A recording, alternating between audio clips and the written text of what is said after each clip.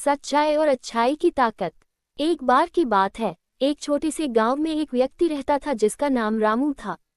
रामू एक सीधा सादा और ईमानदार व्यक्ति था। वह खेती करता था और अपनी मेहनत से ही अपनी रोजी रोटी कमाता था।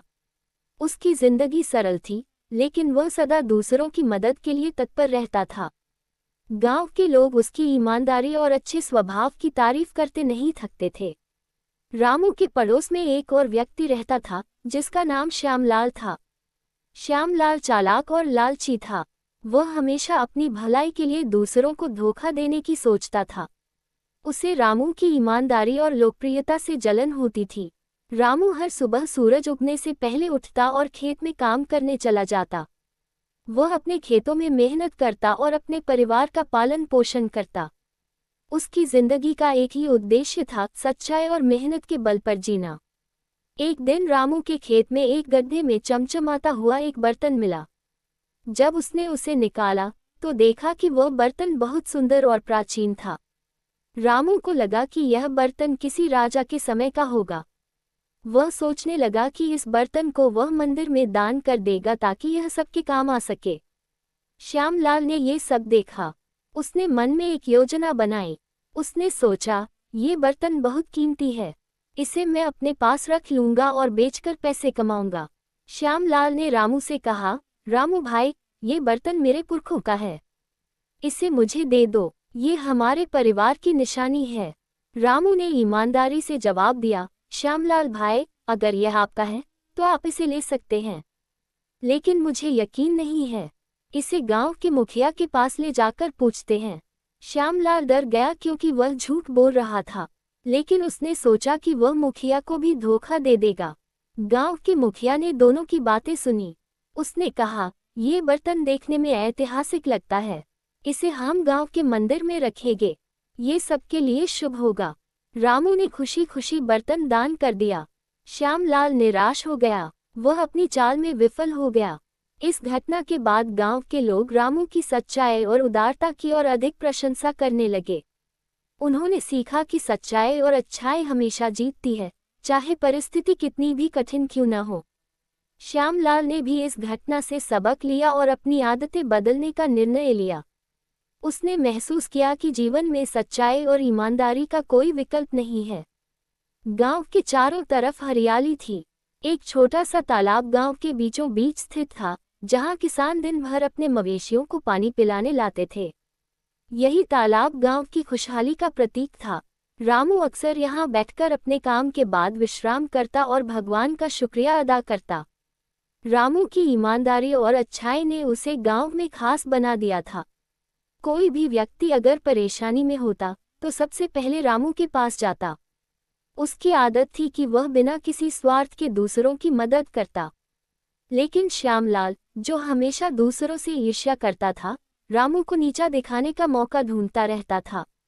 एक बार की बात है, बारिश के मौसम में गांव का मुख्य रास्ता खराब हो गया। लोगों का चलना फिरना मुश्किल हो गया। रामू ने गांव के लोगों को इकट्ठा किया और कहा, हम सब मिलकर इस रास्ते को ठीक कर सकते हैं। हमें किसी बाहरी मदद की जरूरत नहीं। अगर हम सब मिलकर मेहनत करें तो ये काम आसान हो जाएगा। रामू ने खुद सबसे पहले काम शुरू किया। वह सुबह से शाम तक मिट्टी हटाने और रास्ते को ठीक करने में जुटा रहा। धीरे धीरे गांव के अन्य लोग भी जुड़ने लगे, लेकिन श्यामलाल ने इस काम में हिस्सा नहीं लिया। वह सोच रहा था, मैं क्यों मेहनत करूं? ये सब बेवकूफ़ हैं। मेहनत करें और मैं इसका फ़ायदा उठाऊंगा। रास्ता ठीक होने के बाद सब लोग खुश हुए। उन्होंने रामू की प्रशंसा की। रामू ने कहा, ये हमारी सामूहिक मेहनत का नतीजा है। अगर हम सब एकजुट होकर काम करें तो कोई भी काम मुश्किल नहीं। श्यामलाल को ये बात चुभ गई। उसने सोचा, रामू की ईमानदारी और नेकदिली से लोग उसे इतना मानते हैं। मुझे इसे सबके सामने नीचा दिखाने का तरीका सोचना होगा। कुछ दिनों बाद गांव में एक अजीब घटना हुई। मुखिया के घर से सोने के गहने चोरी हो गए। पूरे गांव में हड़कंप मच गया। सभी लोग इकट्ठा होकर मुखिया के घर पहुंचे। मुखिया ने कहा, ये पहली बार है कि हमारे गांव में ऐसी घटना हुई है। हमें चोर को पकड़ना होगा।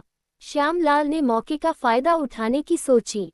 उसने सबके सामने कहा, मुझे शक है कि यह काम रामू ने किया होगा। वह इतना ईमानदार बनने का नाटक करता है, लेकिन असल में ऐसा नहीं है।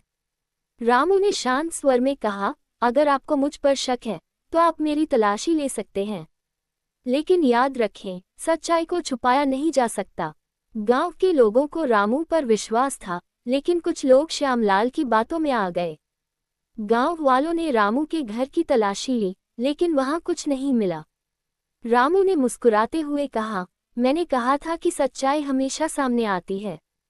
कुछ दिनों बाद श्यामलाल की चालाकी का पर्दाफाश हो गया। उसने खुद मुखिया के गहने चोरी किए थे और उन्हें अपने घर में छुपा रखा था। एक दिन उसके घर की सफाई के दौरान उसकी पत्नी को वे गहने मिल गए। वह ये बात गांव वालों को बताने से डर गई, लेकिन मुखिया को सब कुछ बता दिया। श्यामलाल की चोरी का पता चलने पर गांव वालों ने उसे सजा देने का फैसला किया। रामू ने कहा, हम सब इंसान हैं, गलतियां होती हैं, लेकिन हमें उन्हें सुधारने का मौका देना चाहिए। श्यामलाल को एक और मौका दें ताकि वह अपनी गलतियां सुधार सके। गांव वालों ने रामू की बात मानी और श्यामलाल को चेतावनी देकर छोड़ दिया। इस घटना के बाद श्यामलाल ने अपनी आदतें बदलने का संकल्प लिया। उसने महसूस किया कि सच्चाई और अच्छाई का मार्ग ही सबसे सही है। रामू की सादगी और ईमानदारी के कारण गांव का हर व्यक्ति उसका सम्मान करता था। एक दिन गांव के मुखिया ने रामू को बुलाया और कहा, तुम्हारी मेहनत और नेकदिली के कारण गांव में खुशहाली है। मैं चाहता हूं कि तुम गांव के विकास के लिए जिम्मेदारी संभालो। रामू ने नम्रता से कहा, मैं ये काम खुशी से करूंगा, लेकिन गांव का हर व्यक्ति इसमें मेरा साथ देगा। विकास तभी संभव है जब हम सब मिलकर काम करें। इस कहानी से हमें ये सीख मिलती है कि सच्चाई, ईमानदारी और अच्छाई का मार्ग कठिन हो सकता है, लेकिन अंत में ये हमेशा जीतता है। दूसरों की मदद करना और अपने कर्मों से प्रेरणा देना ही जीवन का असली उद्देश्य है। सच्चाई की ताकत हमेशा सबसे बड़ी होती है और अच्छाई से ही इंसान को सच्चा सम्मान मिलता है।